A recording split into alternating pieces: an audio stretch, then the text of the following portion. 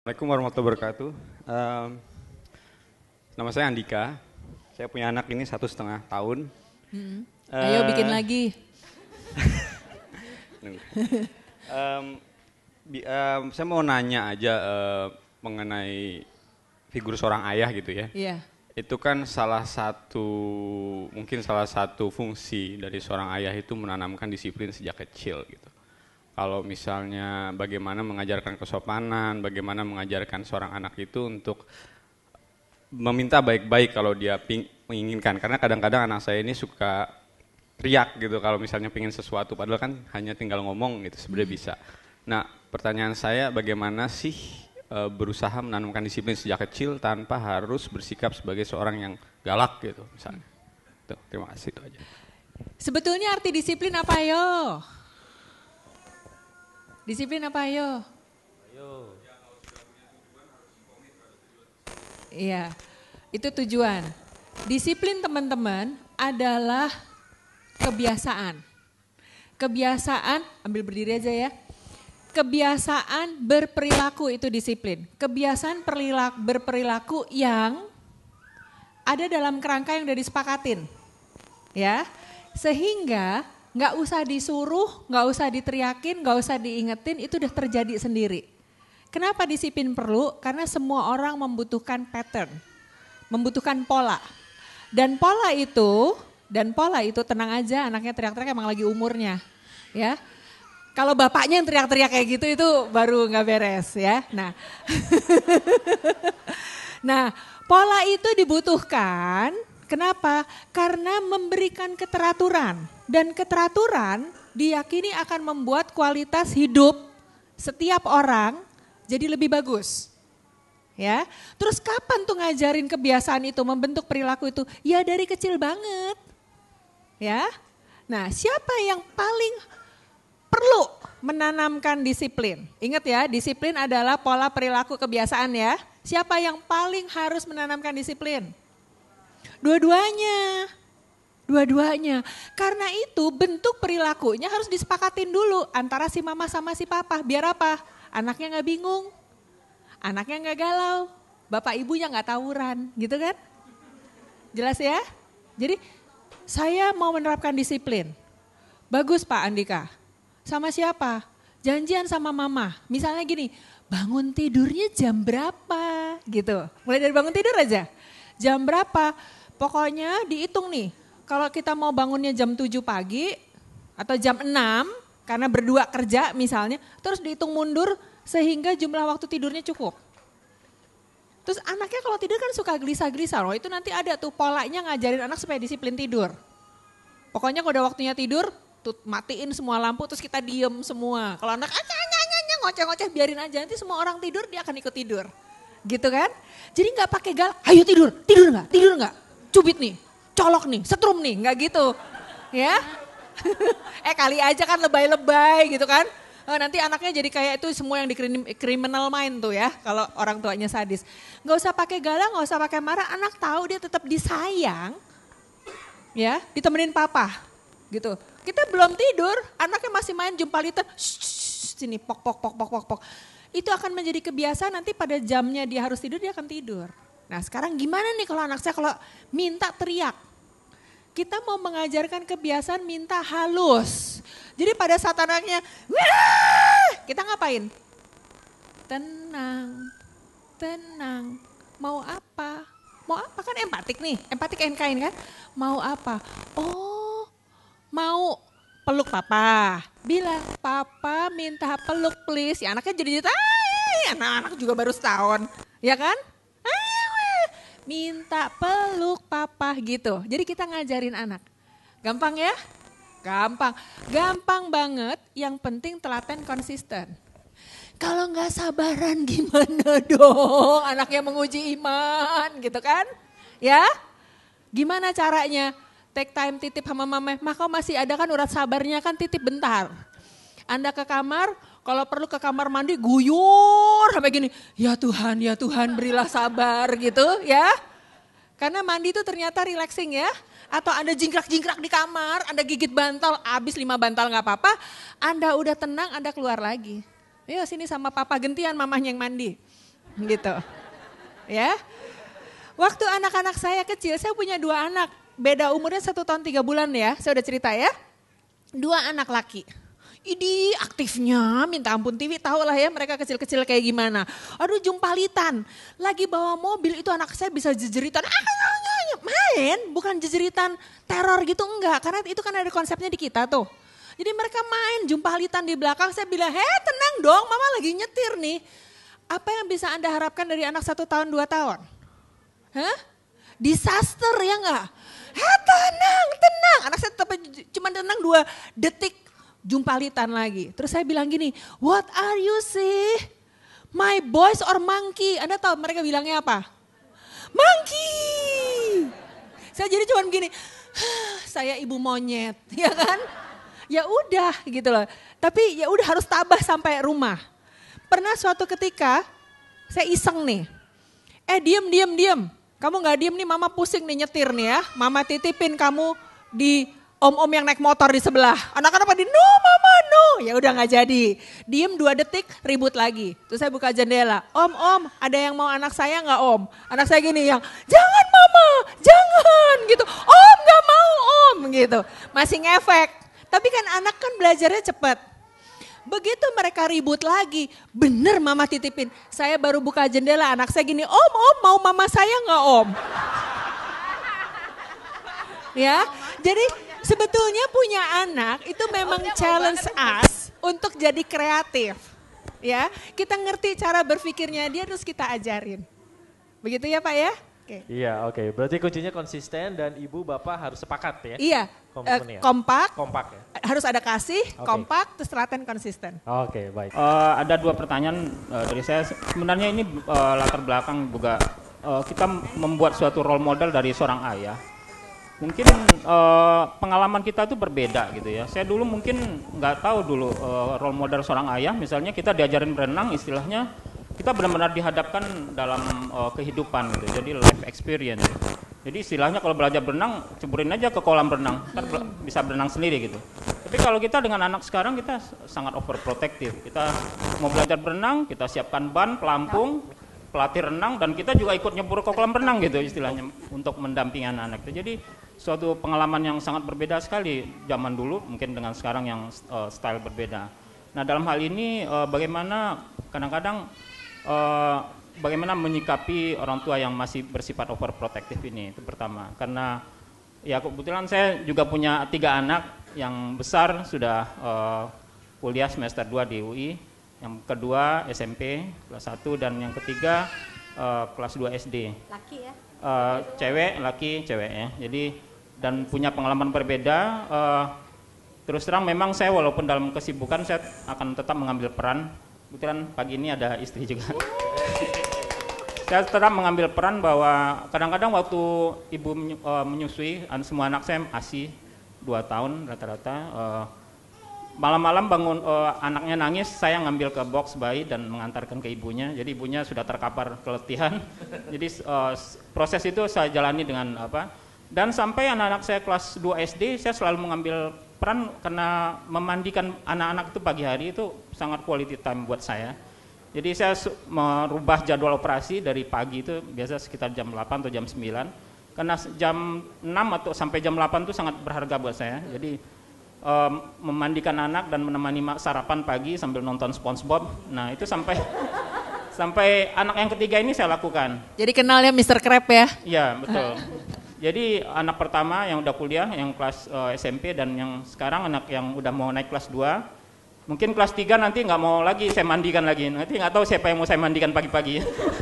Istri tetangga mungkin? Jangan ya. Kayaknya mamahnya masih bisa deh. Ya.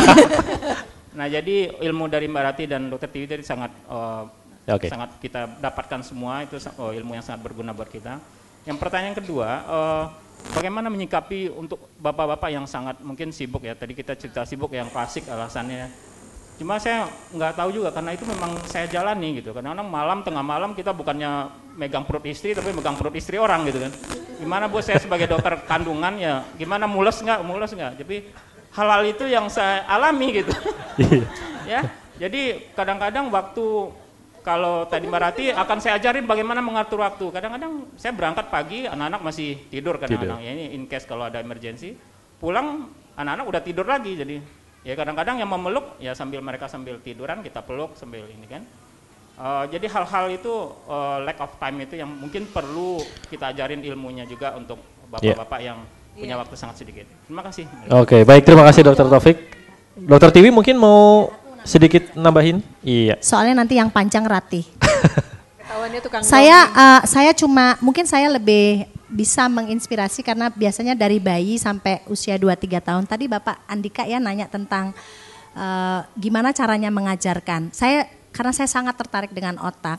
Otak bayi atau anak itu selalu belajar dengan melihat berulang-ulang, kemudian dia mencontoh. Biasanya begitu.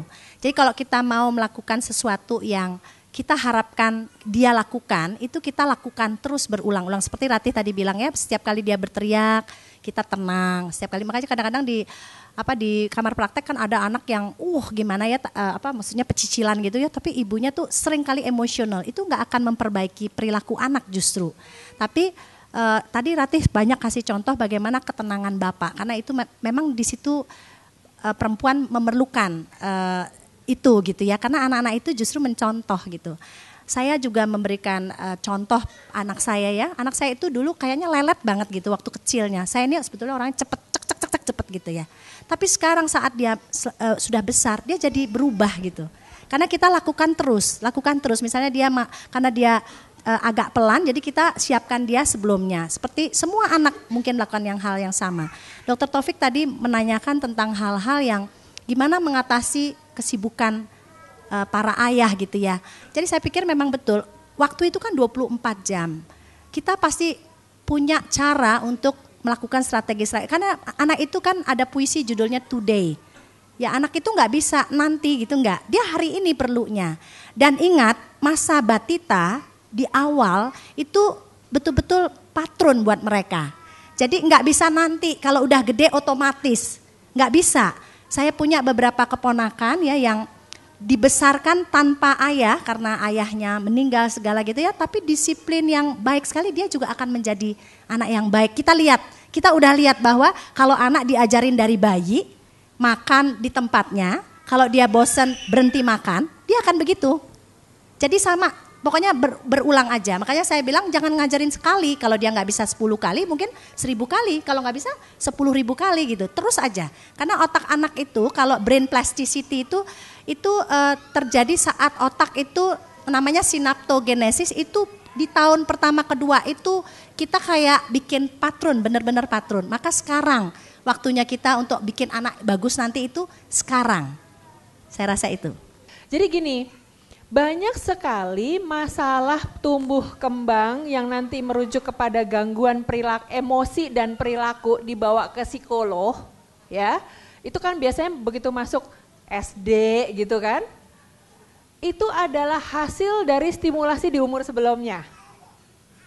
Ya. Jadi kalau yang udah SD itu saya masih bisa sedikit dipelintir supaya bisa lebih bagus. Kalau udah remaja, teman-teman,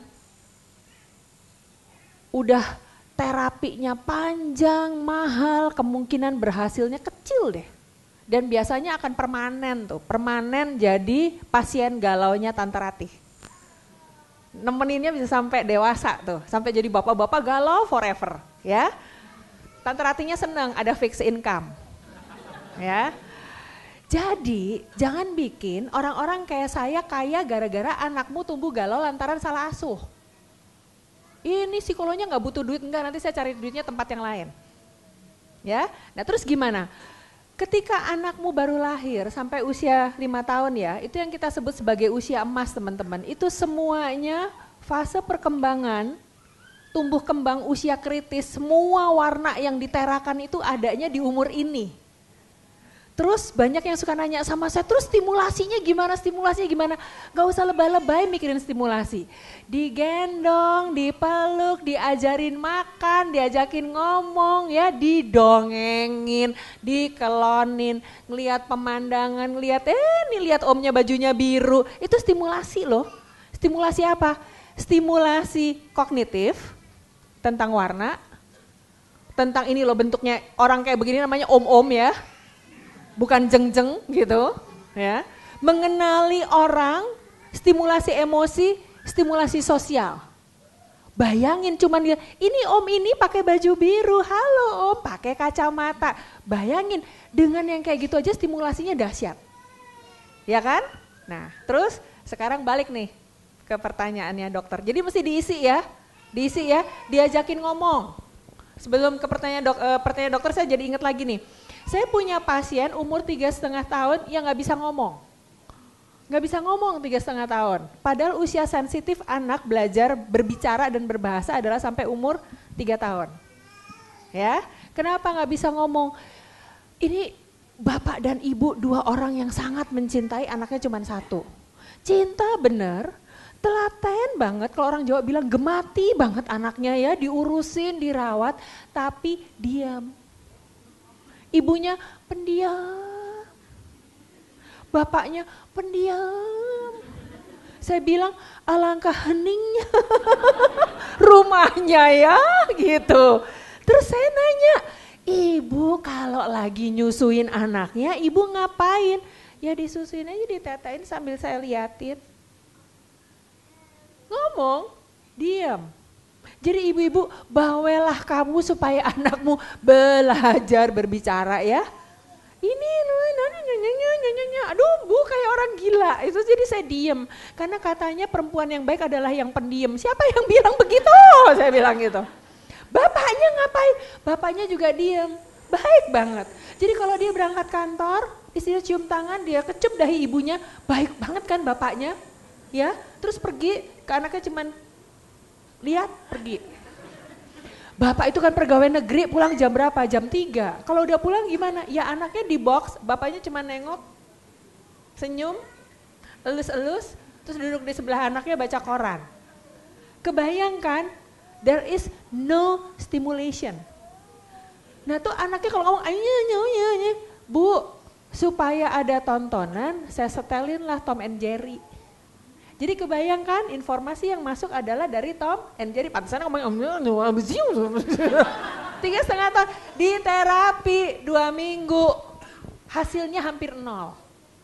Sekarang anaknya mungkin udah 12 tahun. Tetap aja hasilnya hampir 0. Sayang ya? Nah kan rugi dong kita. Atau bapak-bapak yang gak mau meluk anaknya atau terlalu sibuk ya dok ya. Untung ibunya keren. Ya. Terus kita pulang. Anaknya ngeliat gini, siapa ini orang mama? Papa. Mama ini siapa mama? Rugi kan kita jadi bapak kan? Ada teman saya yang dia dari anaknya umur 1 tahun dia dikirim tugas ke luar negeri sampai beberapa tahun. Ya, jadi waktu dia pulang, terus biasa dong suami kan tidur dong di kamar sama istrinya kan? Anaknya nangis. Kenapa? Mamahnya tidur sama om-om. Karena dia gak kenal itu bapaknya. Kasihan ya? Kasihan. Nah sekarang pertanyaan ada gini, bagaimana dengan bapak-bapak sekarang yang dulu itu main dicemplungin, sekarang bapak-bapaknya jagain anaknya. Apakah boleh? Boleh. Ya, tetapi pada saat kita jagain anak, kenapa jagain anak? Kan sayang anak nih, ya dok ya. Sayang anak, siapa sih bapak gak sayang anak? Jadi kalau ada yang bilang ibu lebih sayang anak daripada bapak, itu gak adil buat laki-laki. Karena cintanya laki-laki kepada anaknya itu sama besarnya dengan cintanya si ibu. Ya, dorongan untuk mencintai ngerawatnya sama besarnya, cuman sering gak dikasih ruang. Dan karena gak ngerti, jadi udah sana papa sana berantakan gitu ya. Jadi sering diusir-usir. Kasihan loh bapak-bapak itu kan juga menjadi kehilangan eksistensi ya. Betul kan? Oh, iya main sama anak, aduh nyium-nyium keteknya anak yang kecut itu enaknya minta ampun, betul kan? Bikin ketagihan. Nah kalau udah gede ya gak enak ya dok ya. Baunya udah gak bau matahari gitu ya. Nah terus gimana caranya? Yang penting adalah bapak-bapak please sekarang tuh ilmunya banyak, kita bisa download dari mana-mana, baca. Ikutin tahapan perkembangannya. Jadi kalau dia udah masuk umur 3 tahun, dia udah bisa dilepas sendiri, ya dilepas aja. Ya, yang penting misalnya kan lari kan, kalau di sini mall kan suka luas itu, anaknya begitu sampai mall, wah melarikan diri gitu. Soalnya di rumah kan kecil ya, flat gitu, apartemen, di mall langsung liar gitu. Kita kan takut anak kita hilang. Nanti kalau ketukar sama anak lain gimana? Jadi bilang sama anak-anak, bapaknya, boleh di mall lari kalau mallnya kosong. Kalau mallnya penuh, deket-deket aja sama papa. Oke, sama papa. Nih papa pakai baju warnanya merah gitu, biar dari jauh kelihatan. Nggak tahu di mall isinya merah semua. Ya, jadi anak tuh tahu, dikasih rambu-rambu, gitu dok caranya. Ya, terus berenang, sini sama papa gitu. Nah, seringkali bapak-bapak karena nggak tahu, itu tuh suka ngejorokinnya sadis kan, dilempar cutung, buang gitu ke kolam renang.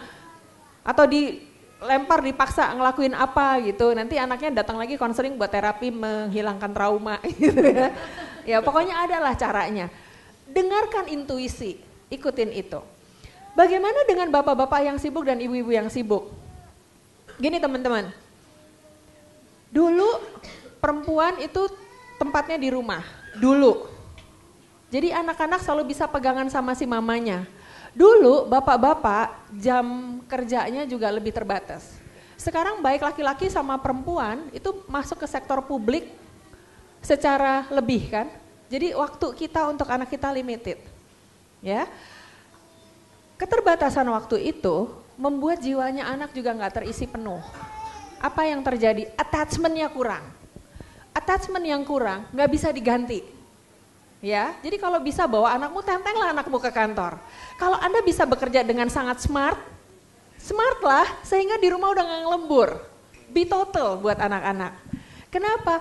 Karena waktu attachment-nya kurang, anakmu akan tumbuh menjadi anak-anak yang nggak mampu empati juga, yang cenderung antisosial. Garing sekarang, dewasanya gangguan kepribadian Bu. Kan kasihan kan? Bayangin, kok ini anaknya antisosial, kok ini anaknya rebellious, kok anaknya berantem, kok nggak punya teman, kok cupu segala macam. Nggak mau kan anak kita kayak gitu kan? Jelas kan? Kok anaknya rentan banget, potensi sakit jiwanya besar gitu. Lantaran kurang dapat attachment. Jadi diisi. Nah, pada saat ngisi kita harus investasi waktu. Sebisanya 24 jam diatur. Kalaupun nggak bisa 24 jam diatur, pada saat weekend, isilah untuk anak-anak. Sehingga quality-nya bagus. Anda tengah malam ngelus-ngelus perut istri orang gitu. Kan anak juga mesti dikasih tahu ini bagian dari profesi ya, bukannya papa iseng gitu kan. Jadi anak ngerti dan respect pekerjaan bapaknya.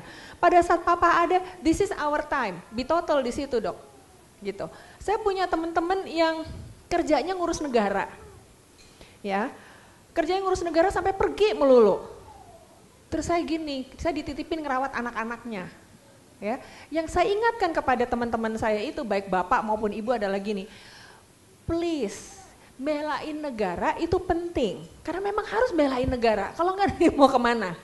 Tetapi dengan sisa waktu, selisih waktu, invest the time untuk anak-anak. Diisi dengan kegiatan yang fun. Jadi bukan untuk menertibkan, selama ini papa nggak ada kamu brengsek ya, bukan yang begitu tuh, bukan jadi polisi. Tapi fun, jadi anak kangen. Ya, agak nggak disiplin sedikit, nggak apa-apa lah, yang penting nggak keluar dari pakem banget. Tidur agak malam sedikit, nggak apa-apa lah, sebulan sekali tidurnya malam dikit nggak apa-apa dong ya. Oke ya mam, supaya apa? Bisa deket. Kegiatannya apa? Mau cuman gulet-gulet di tempat tidur kek, mau nonton sepak bola kek, mau main karambol kek, diisi aja. Suami saya dan saya sepakat untuk mengisi quality time di pagi hari. Jadi apa? Setiap hari kami bangun jam 5 pagi, setengah 5. Yang masak makan pagi bapaknya.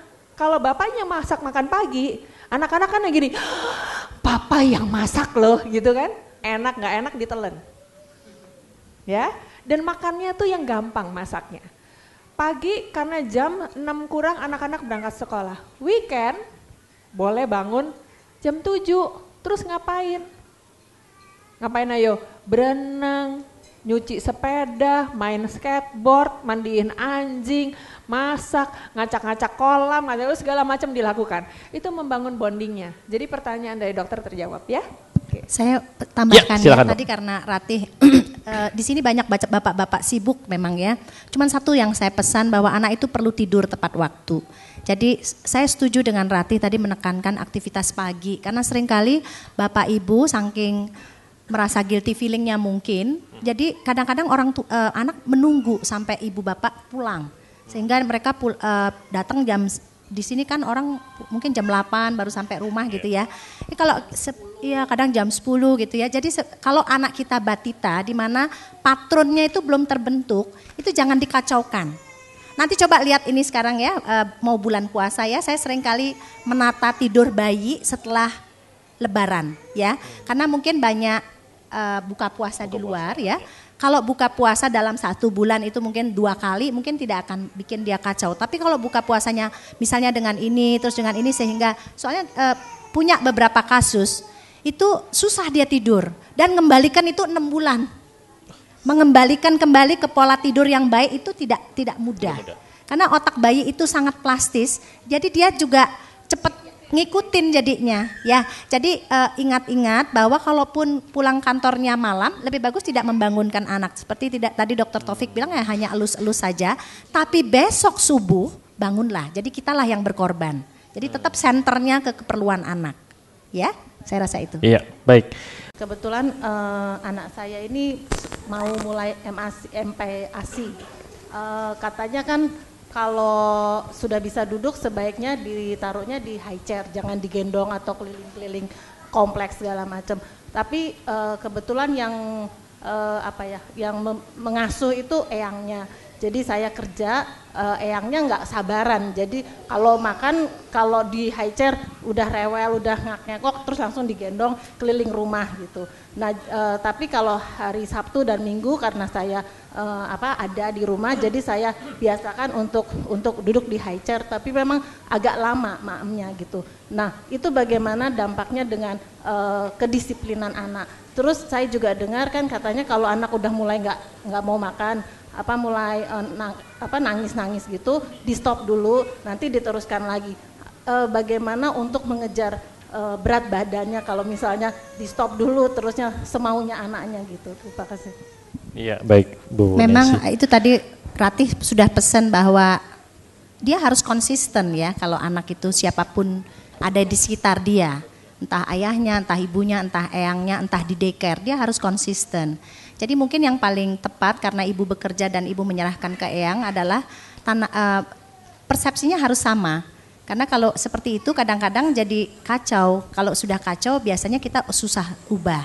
Tawar-menawarnya ya tetap prinsip dari perkembangan otak itu bahwa dia harus konsisten.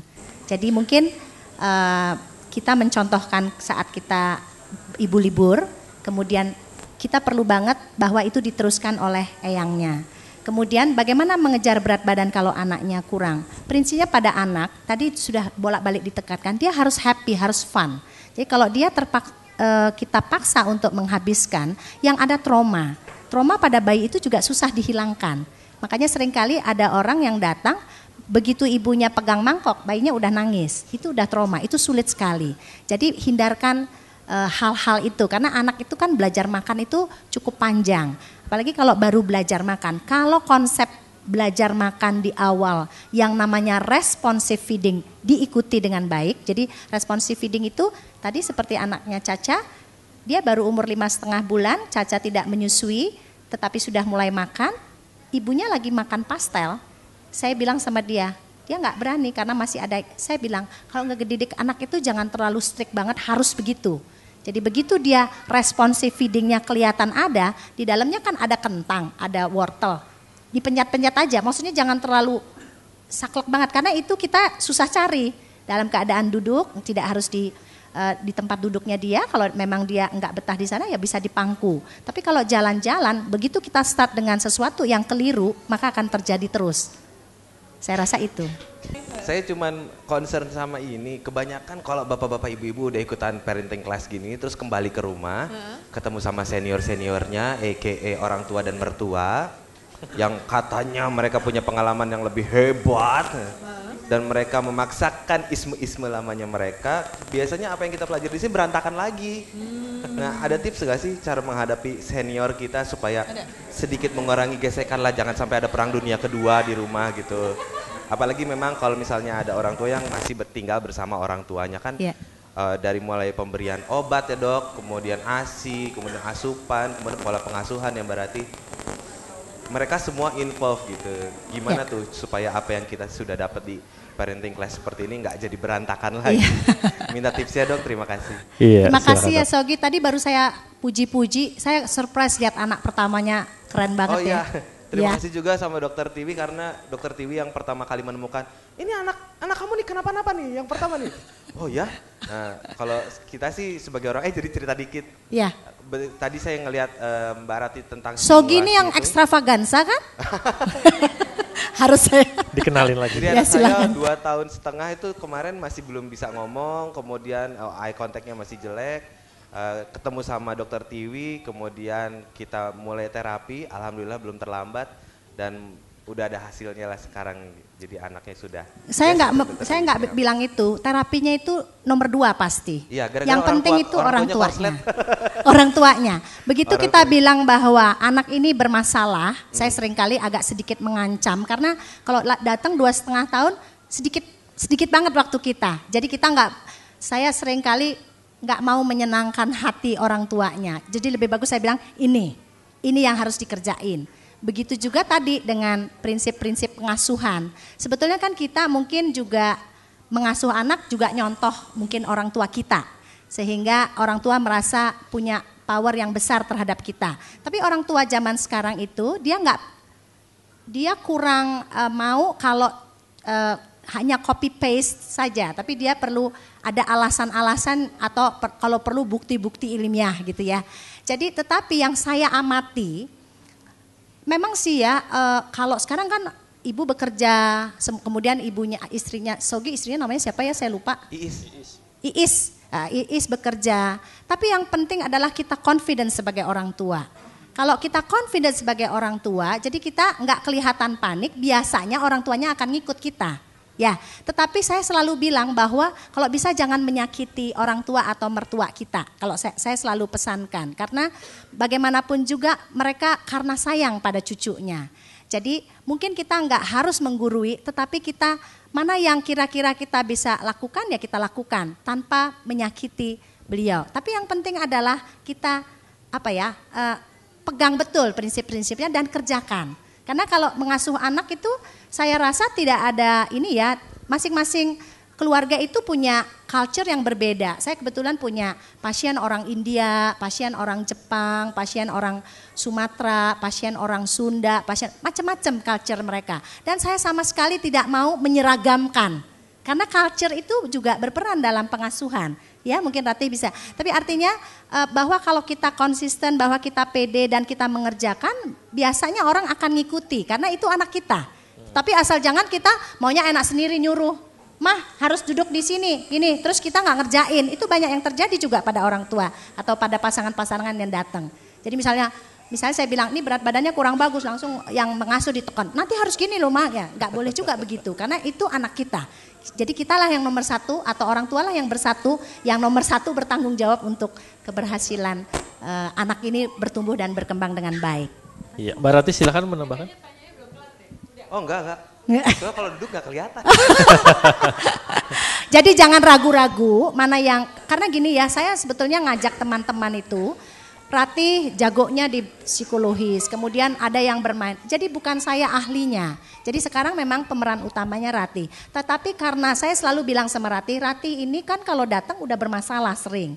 Maksudnya anak-anaknya atau orang tuanya. Tapi yang di sini saya yakin, tadi Rati dengan kacamata sebagai psikolognya, ini anaknya tuh bapak ibunya relasinya baik. Kalau relasi baik itu, anak itu nggak akan pernah berbahaya, nggak mau makan seminggu itu nggak akan apa-apa dia. Tapi seminggu itu pasti ada waktu yang dimakannya sama dia. Jadi nggak akan mungkin, maksudnya kalau sering kita nasihatin, tunggu aja lapar, kan kita nggak nunggu berbulan-bulan. Paling nanti lapar gitu, karena cara makan yang baik itu adalah ya nunggu lapar. Kemudian itu tadi, coba lihat waktu dia kepengen makan itu, jangan seperti Caca, ini belum ini belum ini. Nggak apa-apa. Kalau misalnya kita kasih pastel satu gini mungkin dia diare. Tapi kalau cuma mau incip itu responsive feeding itu dicatat sama dia. Jadi artinya itu justru yang kita harus seperti memanfaatkan momen-momen yang nggak tiap kali datang gitu. Dan itu yang paling tahu justru orang tua. Ya. Nih soalnya nih pertanyaan Sogi adalah pertanyaan kegalauan banyak orang.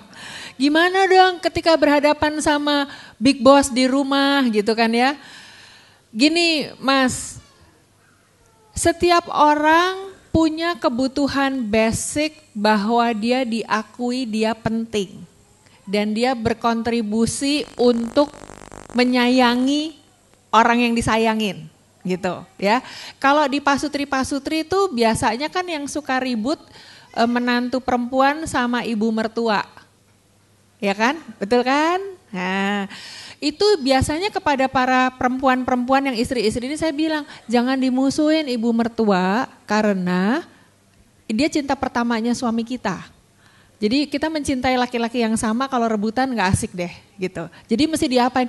Dirangkul supaya menjadi apa? Menjadi sekutunya kita. Karena betul kan para bapak-bapak kalau sudah ibumu yang bersabda kamu nurut kan ya? Iya kan? Bener kan? Begitu ibumu bilang kamu begini-begini nurut. Nah jadi para mama-mama biasanya please rangkul ibumu. Nah untuk merangkul si ibu mertua, kalau si ini mama-mama gadis-gadis ini ngerangkul ibunya sendiri gampang karena udah kenal. Tapi kalau ngerangkul mertua, itu bisa terjadi perang besar itu kalau nggak wise. Caranya gimana? Lewat ayah-ayah ini. Kenapa? Dia yang paling kenal ibunya. Terus gimana caranya adalah, ingat kata-kata saya, setiap orang pada dasarnya kepingin dihargain. Jadi masuklah dengan caranya dia. Biasanya si ibu sama bapak yang sudah berpengalaman makan asam garam luar biasa itu style untuk diambil hatinya tuh kayak gimana? Tahu kan caranya? Kok mukanya ragu-ragu? Tahu cara ngambil hati ibu mertuamu atau ibumu? Tahu dong? Tahu kan? Saya ke ibu saya sama bapak saya gampang. Jadi Robert saya bilang tenang aja bapak ibu gue urusan gue, saya bilang gitu kalau nitipin anak saya ke bapak ibu saya. Karena bapak saya nurut sama mama saya. Apa aja mama kamu bilang papa nurut. Sampai mama saya bilang aduh percayanya bapakmu ya kalau mama kasih makanan yang aneh-aneh juga tinggal mangap gitu. Ya, jadi kalau si ibu saya bilang mam tolongin mam. Ngerjainnya gini. Sehingga anak saya 2 mangkis itu kalau nawar, manggilnya kan Eci. Eci mau ini, Eci mau itu, Eci mau itu. Ibu saya bilang, tunggu dulu sama mama kamu kan gak boleh. Sama mama kamu kan bolehnya ini. Anak saya tuh jago merayu. Lihat aja mamanya. Ya, nanti ibu saya akan bilang, coba tanya sama mama. Eci teleponin mama ya, gitu. Dan mamanya yang kejam. Enggak. Dan anak-anak itu akan merayu dan kalau kita konsisten bilang enggak. Lama-lama dia tahu untuk hal yang itu bujukannya dia tidak akan berlaku. Nah, yang gawat kalau udah masuk ke mamanya Robert kan. Jeng gitu. Terus gimana? Saya minta tolong Robert, bilangin sama mama kamu. Gitu. Robertnya juga bingung karena bapak-bapak bingung gimana cara ngomong sama mama gue, orang dia takut sama mamanya. Gitu. Jadi terus saya yang lihat kira-kira nih si mami gimana. Jadi pendekatannya dari si ibu nih, saya ke mertua saya. Mertua saya ingin dong menunjukkan bahwa dia bisa ngurusin anaknya, cucunya. Jadi gimana? Mamam, saya nggak bilang anak saya ke ibu mertua saya bilang, mami ini cucu mami, anaknya Robert, anak mami. Jadi gini, iya ya, kamu kan menantu, nggak gitu penting ya. Oke, udah terima nasib aja ya kan, ikhlas. Tapi yang diurusin anaknya anak gua, gitu kan. Ingat dong, jadi mesti pinter. Jadi gini, iya ya. Ini kan cucu gua, anaknya Robert, gitu. Terus nanti saya tinggal titip note ke Robert, bilang sama mami makannya begini, udah gampang kan? Di pikirannya si ibu mertua apa? Cucu gua. Anaknya Robert bukan anaknya Ratih, anaknya gua gitu. Nah, pesan sponsor bisa masuk. Sehingga ketika anak-anak saya nawar kayak atau apa segala macam, si Oma bilang, Renard, katanya papa, asik kan? Bukan katanya mama. Katanya papa, Renard harus bobo siang. Paling enggak istirahat. Nah. Kalau gitu Oma tanya sama papa. Ini kan papanya udah kompakan nih. Gitu. Jadi ngerayunya gimana? Lewat pintunya dia. Ambil hatinya. Si Opa hobinya manjain cucu-cucu. Jadi mesti diingetin gimana? Pih, cucunya papi anaknya Robert. Gitu. Jadi ambil hati ngikutin stylenya dia gimana. Bisa kan ya? Sogi bisa ya? Yang lainnya juga bisa kan? Rayu orang tuamu. Okay. Ingetin, ini cucumu, anakku mam, gitu. Jadi dia akan mau. Nama saya Dewi. Saya ada pertanyaan yang pertama, boleh nggak sih kita sebagai suami istri punya pembagian tugas untuk anak? Jadi misalnya untuk mandi, makan saya, terus sedangkan kalau untuk ayahnya udah tinggal main-main aja deh gitu, karena jarang banget kan ketemu ayahnya gitu. Terus yang kedua, yang kalau saya mau tanya tentang attachment itu memang kalau bayi itu memang yang kata orang-orang ini ya apa sih panasnya tuh lama, jadi kalau sama orang lain nggak mau, jadi maunya nempel, itu attachment apa emang dia karakternya seperti itu sih gitu. Jadi saya kadang suka bingung gitu, ini apakah emang anak saya, karena saya sendiri kan orangnya pemalu, maksudnya nggak pedean gitu, apakah saya nggak pengen anak saya seperti itu, saya pengennya dia seperti ayahnya misalnya gitu, ayahnya kan wah gawol gitu. Nah itu apakah anak saya kebetulan masih 9 bulan, apakah itu sudah terlihat di anak saya yang seperti itu? Itu aja, terima kasih. Iya baik, terima kasih Mbak Dewi. Pembagian tugas boleh aja. Cuman begini, kalau semua pekerjaan mengasuh anak dan ngurus rumah tangga mau dibagi 2 sama rata adil, bakal jadi adil nggak? Enggak, ya. Nanti kalau nggak adil terus kita gini, oh, kamu ternyata lebih sedikit dari kamu yang enak-enak itu bagian nyebok-nyebokin saya gitu. Terjadi apa coba? Kegelisahan, lantaran masa nggak adil. Jadi terus mestinya gimana? Yang bertanggung jawab untuk bersih-bersih mama misalnya. Untuk entertainment papa, boleh aja bertanggung jawab. Tetapi tetap si papa sama mama tuh kan soulmate-an ya kan? Bener kan ya? Bikinnya bareng ya kan? Jadi terus gimana? Ya tetap masuk ke ranah masing-masing gitu. Contoh ya, aku sama Robert aja ya.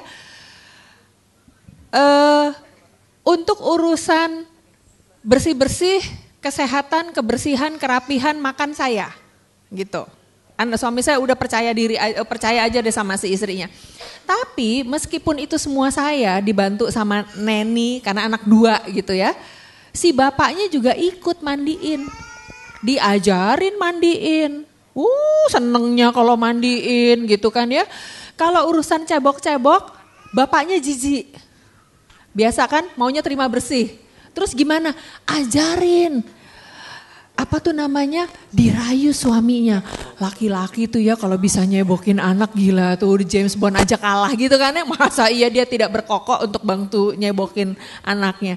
Jadi ada banyak hal-hal yang bisa dijorokin aja suami untuk ikut ngerjain. Gitu. Terus ngasih makan anak, ya, biarpun cuma sesendok, 2 sendok, fine. Jadi tetap ada pekerjaan-pekerjaan sifatnya overlapping, ya. Jadi dua-duanya punya keterampilan yang sama, oke. Terus pertanyaan keduanya tadi apa? Attachment. Nah, attachment begini, bayi-bayi sejak dia baru lahir, dia akan nempel kepada caregivernya. Ya, caregiver utamanya siapa? Biasanya ibu. Ya, jadi baru lahir aja kan dia nempel ke dada ibunya, minum netek sama ibunya gitu. Jadi ke ibu.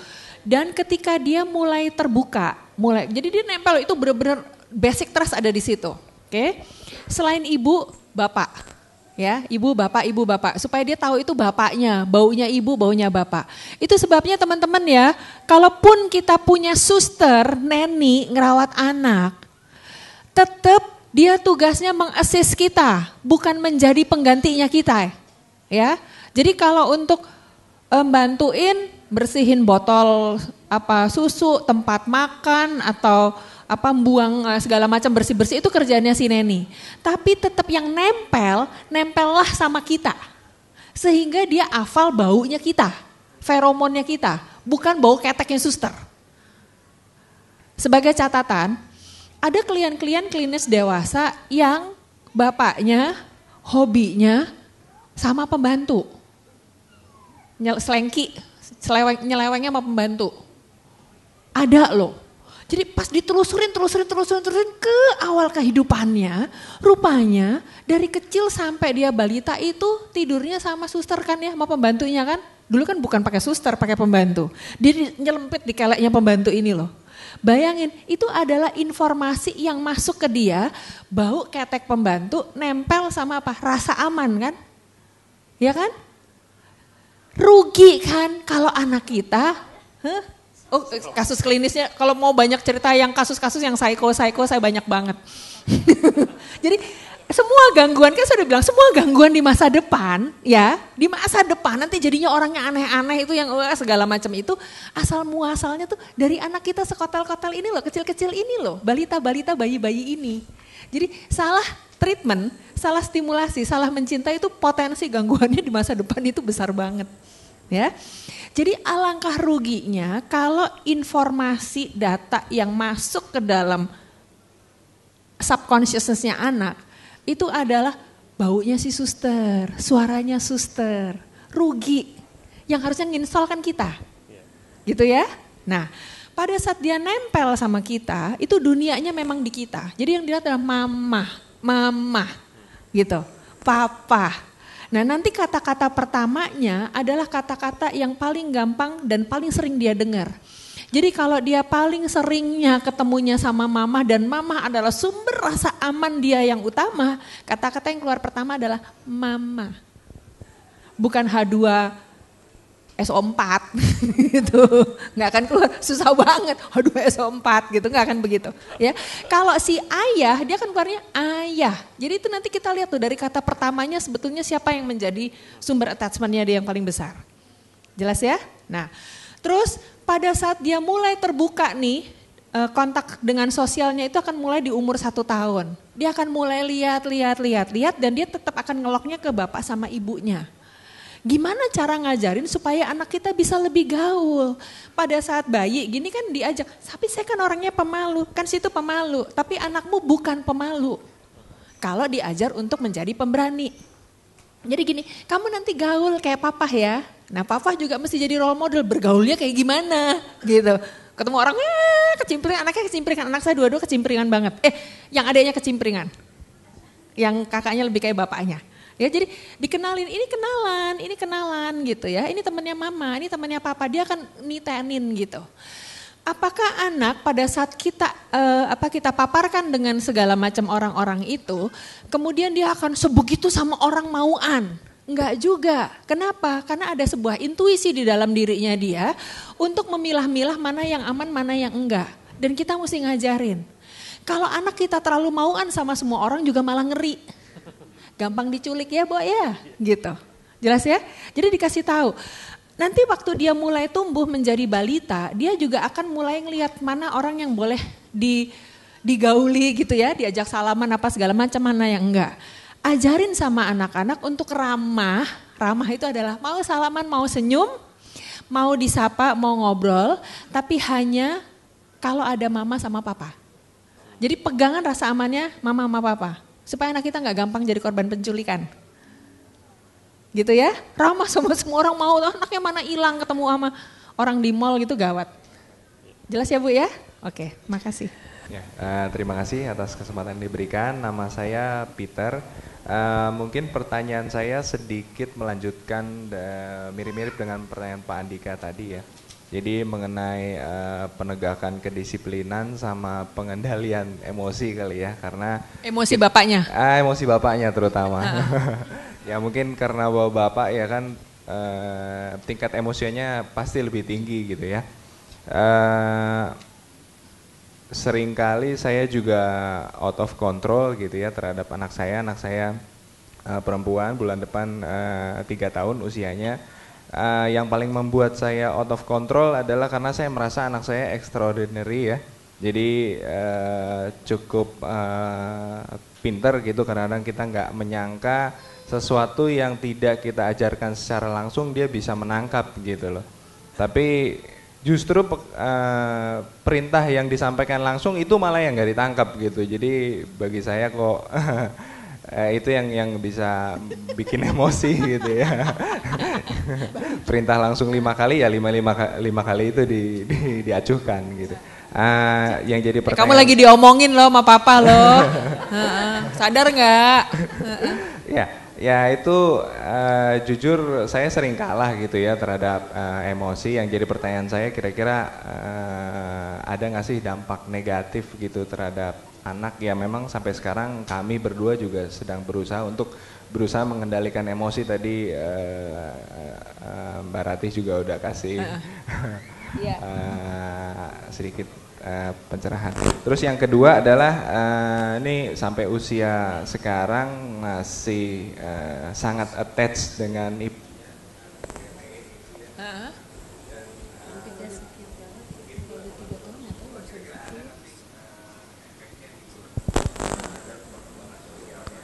Karena masih sangat attached netek mulu ya.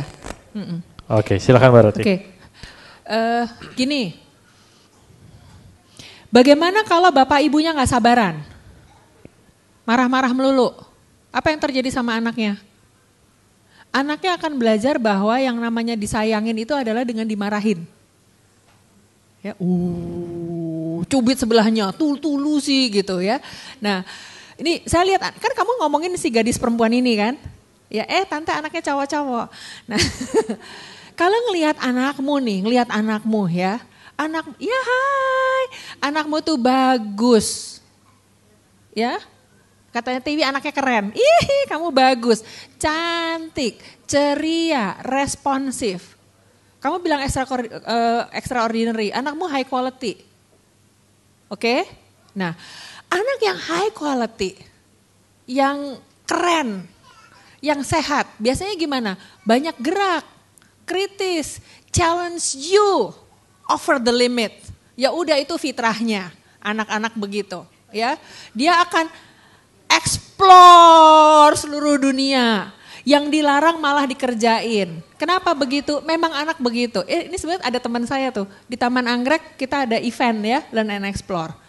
Ya, buat anak-anak balita. Nah, mereka akan begitu. Kenapa? Dia lagi belajar untuk menemukan ini loh saya tuh lain gitu. Ini loh gua, ini loh selfku gitu. Itu memang lagi proses pembentukan identitas dirinya dia. Jadi dia akan men-challenge banyak. Nah, pada saat kita gregetan ya, kita cenderung apa? Melakukan hal-hal yang menyakiti dia. Dan itu yang kemudian menimbulkan trauma, Pak. Tapi kayaknya anaknya bebel aja tuh gitu. Kan pada saat dia kelihatannya bebel aja, kamu akan menjadi lebih galak ke dia. Terus anak belajar, oh ternyata galaknya gak seberapa, bebel lagi, kamu jadi lebih galak. Kemudian dia belajar apa? Semua cintanya ayah adalah dengan galak. Semua cintanya ibu adalah dengan pukulan, misalnya cubitan gitu atau hukuman gitu masuk ke kamar gelap.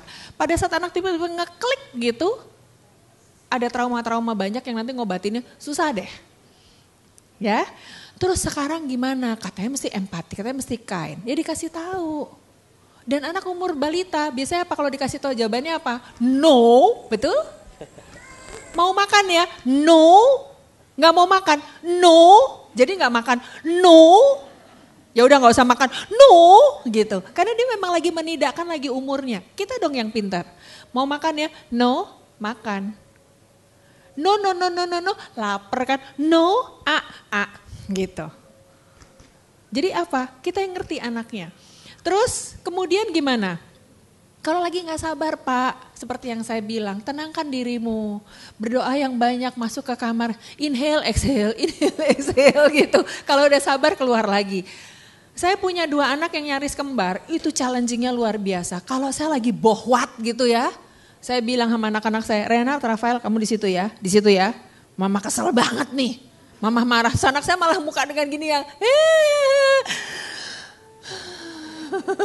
Saya masuk ke kamar kayak gini, Tuhan berilah kekuatan, berilah kesabaran. Sambil saya mikir, saya mesti gimana ngomongnya sama anak-anak.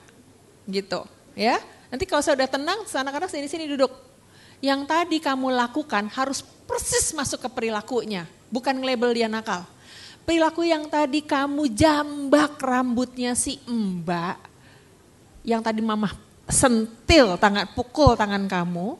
Itu adalah karena jambak gak boleh ya nak, gitu. Oke, ngerti ya? Anaknya dengan muka ceria-ceria aja dia gak tahu salahnya di mana kok. Yang itu gak boleh, oke?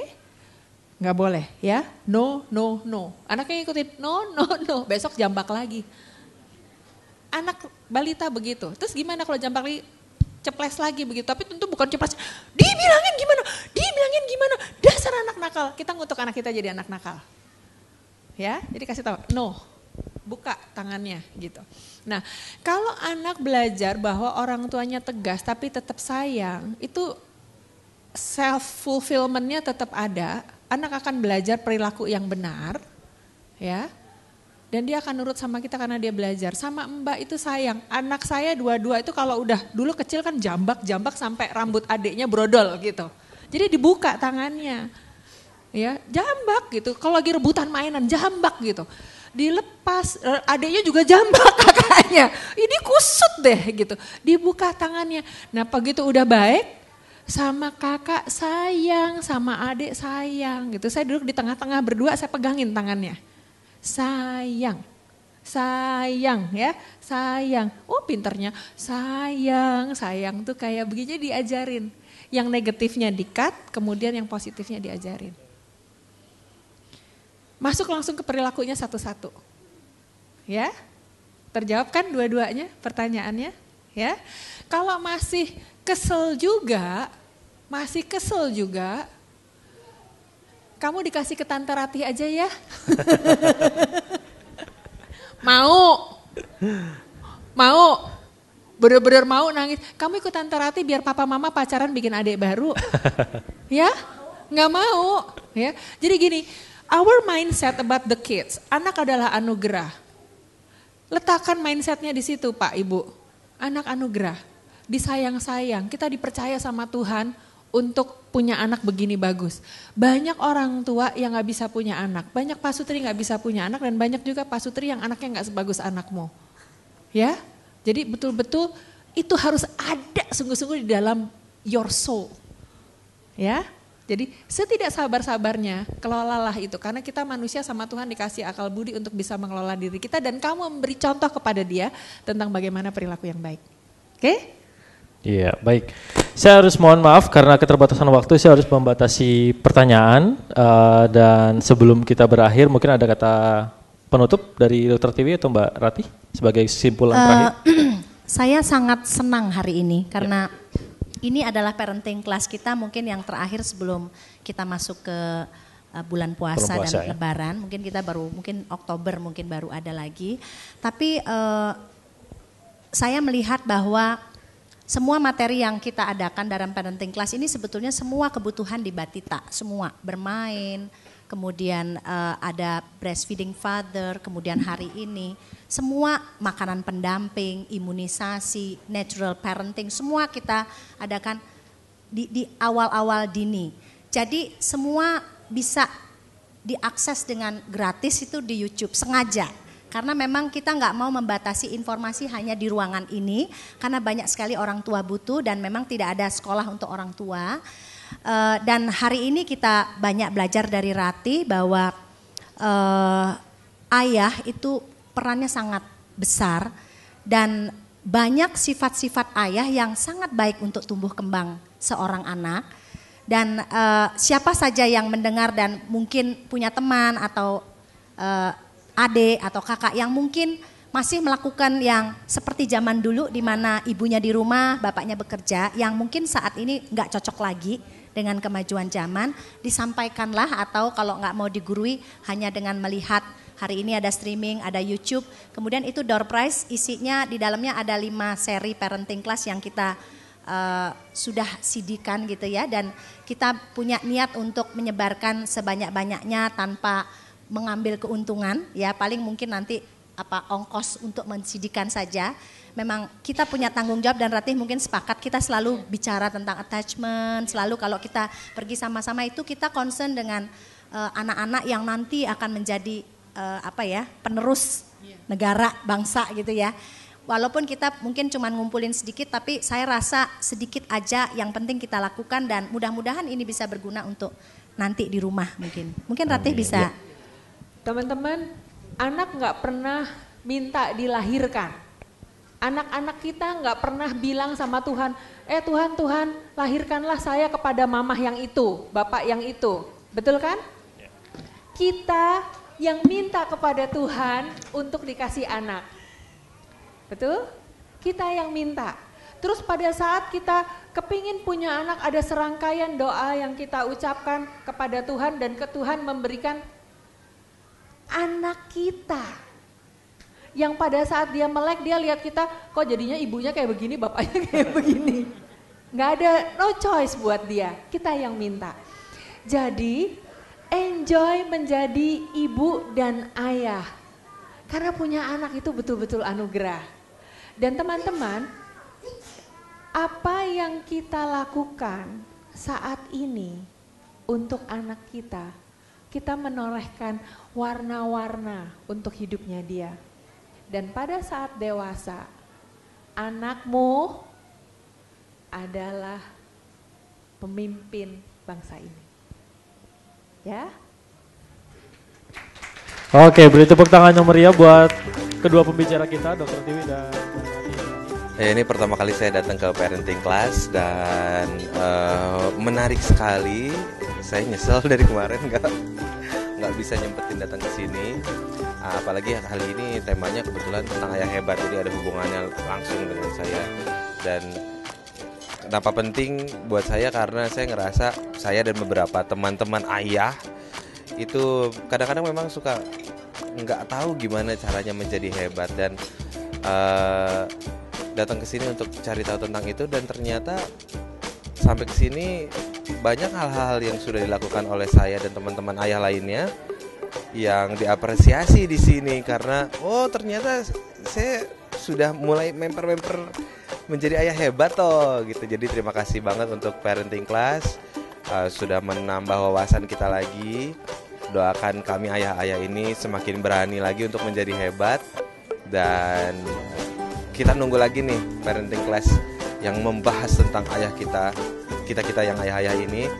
Dan undang-undang lagi ingetin kita, biasanya kalau ayah-ayah gampang lupa ya atau pura-pura lupa. Ingetin lagi kita buat datang lagi ke parenting class berikutnya setelah break nanti lebaran dan bulan puasa. Dan terima kasih parenting class sekarang hadir di YouTube karena jadi lebih mudah diakses. Karena banyak sekali teman-teman yang sibuk yang nggak bisa datang dan kita jadi bisa tonton kapan aja dan di mana aja. Terima kasih udah share ilmunya sama kita semua. Sukses untuk parenting class.